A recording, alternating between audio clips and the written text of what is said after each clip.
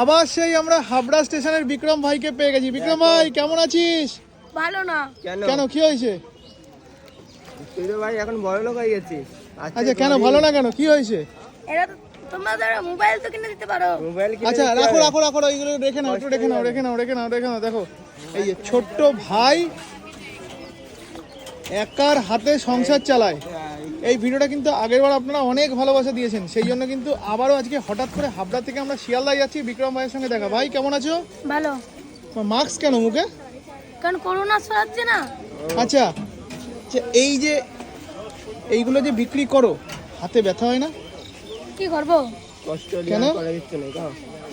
কি হয়েছে?